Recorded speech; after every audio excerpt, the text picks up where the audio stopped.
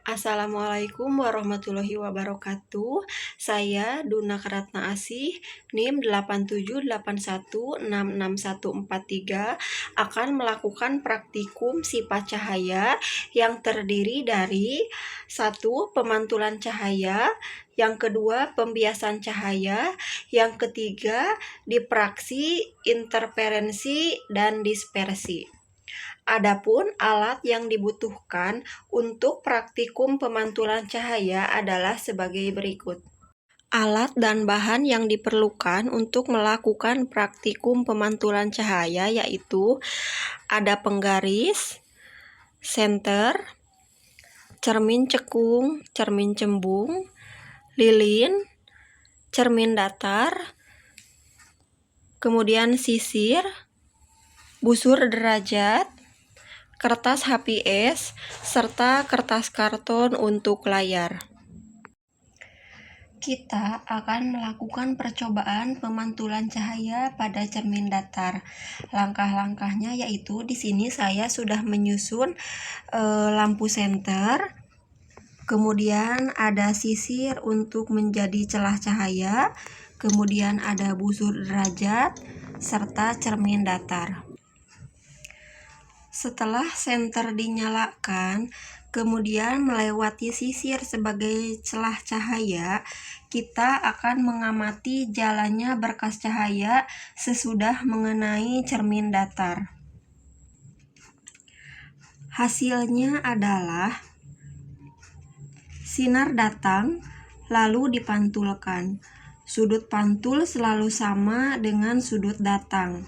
Hal ini membuktikan bahwa sudut pantul dan sudut datang membentuk sudut yang sama besarnya terhadap garis normal. Kita akan melakukan percobaan pemantulan cahaya pada cermin datar dengan menggunakan lilin yang diletakkan di depan cermin datar dan akan kita amati bayangannya selama lilin ini digeser-geserkan di depan cermin datar.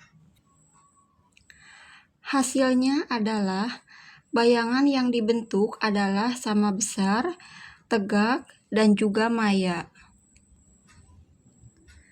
Saat benda digeserkan, maka bayangan pun ikut bergeser sesuai dengan arahan.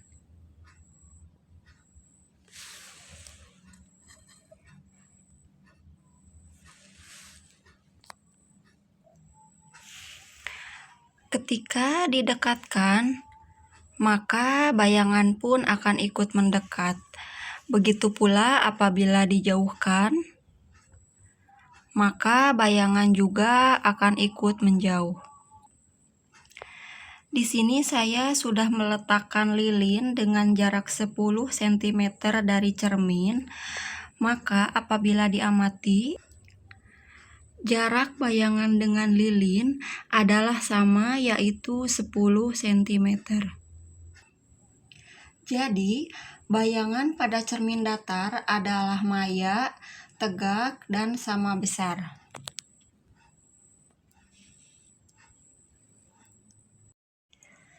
Percobaan pemantulan cahaya pada cermin cembung. Kita akan menggunakan kertas karton sebagai layar. Kemudian kita akan meletakkan lilin di depan layar dan akan kita dekatkan cermin cembung ke lilin. Cahaya akan dipantulkan dan sinar pantul akan menyebar. Dapat dilihat pada layar, cahayanya menyebar. Apabila cermin cembung dijauhkan,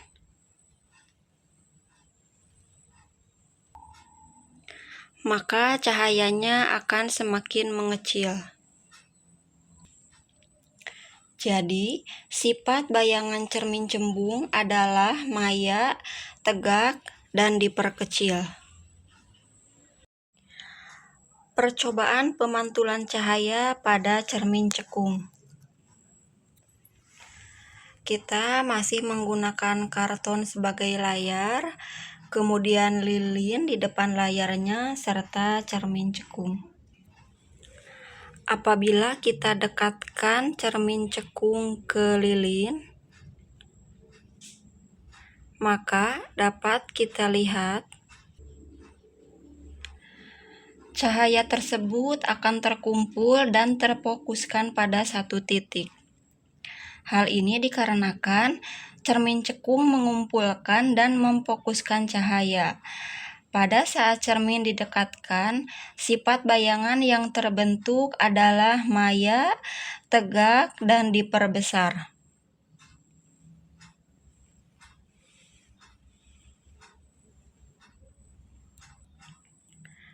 Saat cermin dijauhkan dari lilin,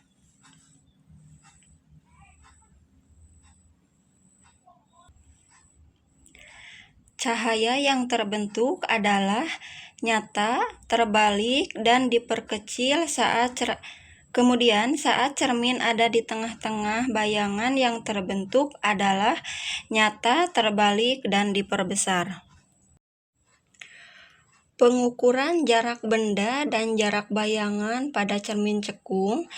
Jarak antara bayangan dengan lilin adalah 10 cm. Sedangkan jarak antara lilin dengan cermin adalah 5 cm. Pengukuran kedua, jarak lilin sudah dirubah. Jarak bayangan dengan lilin adalah 12 cm. Sedangkan jarak lilin ke cermin cekung adalah 6 cm. Kita akan menjauhkan cermin sampai batas mana, berapa sentimeter sampai tidak terlihat bayangan. Didapati jarak dari cermin ke layar hingga tidak terlihat bayangan sama sekali adalah pada jarak 24 cm. Pada jarak 26 cm, bayangan tetap tidak terlihat. Pada jarak 28 cm,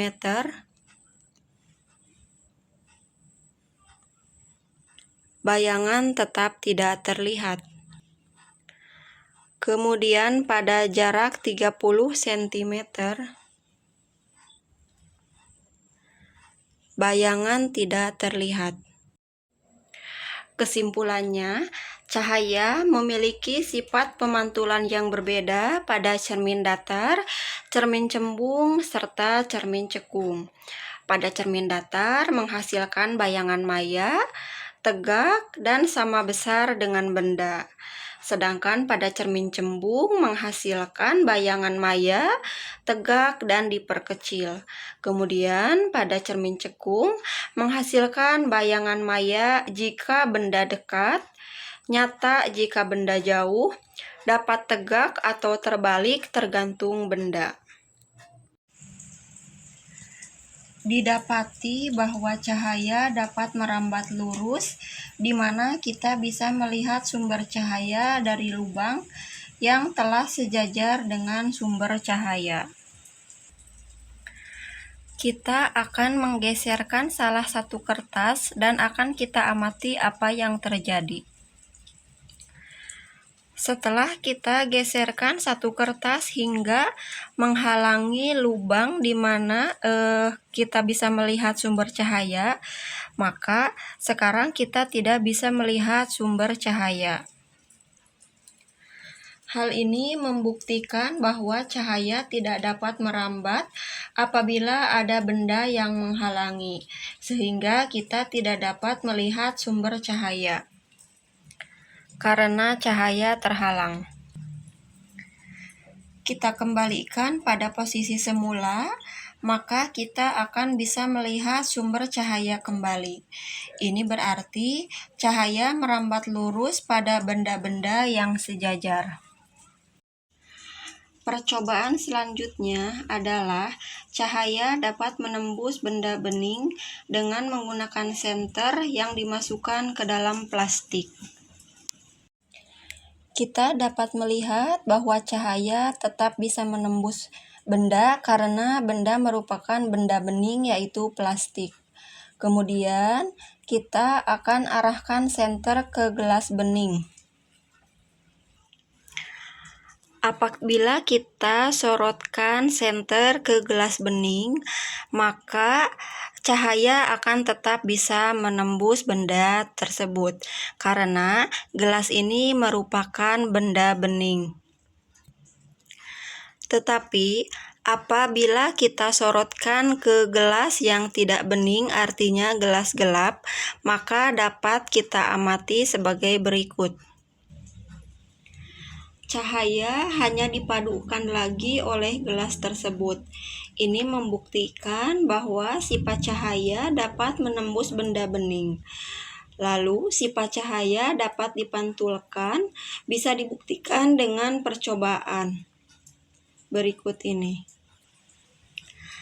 Apabila kita arahkan cahaya ke gelas gelap, maka cahaya tidak dapat menembus benda tersebut karena benda tersebut berwarna gelap.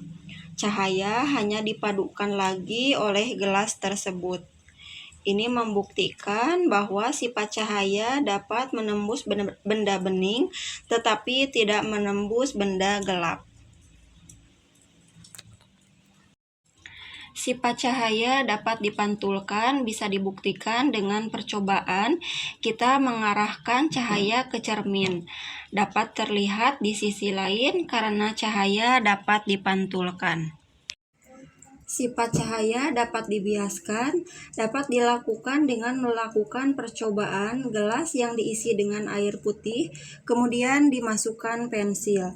Maka pensil tersebut akan terlihat seolah-olah patah, padahal apabila dikeluarkan, pensil ini sama sekali tidak patah. Ini menunjukkan bahwa cahaya bisa dibiaskan. Percobaan dipraksi dengan menggunakan lempeng CD dan senter. Ketika permukaan CD disinari oleh senter, maka akan muncul pantulan cahaya yang membentuk pelangi pada layar.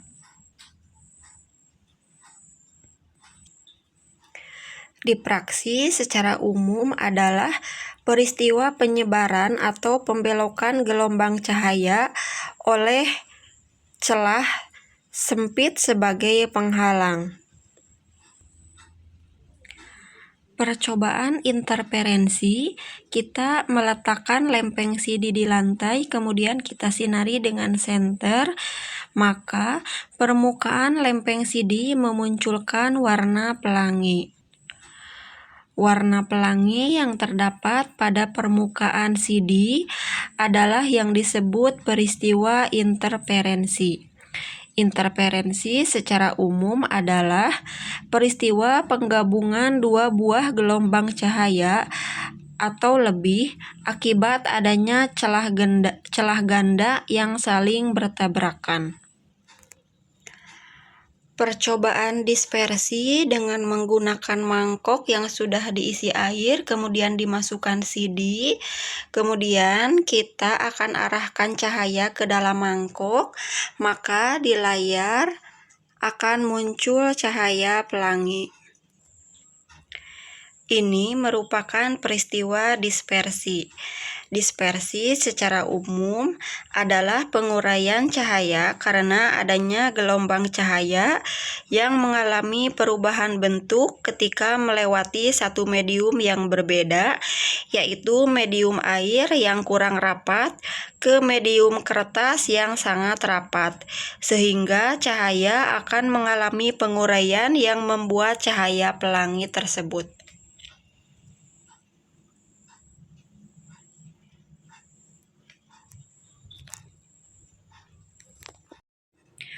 Demikian praktikum sifat cahaya, yaitu pemantulan cahaya, pembiasan cahaya, dipraksi, interferensi, dan dispersi yang telah saya laksanakan.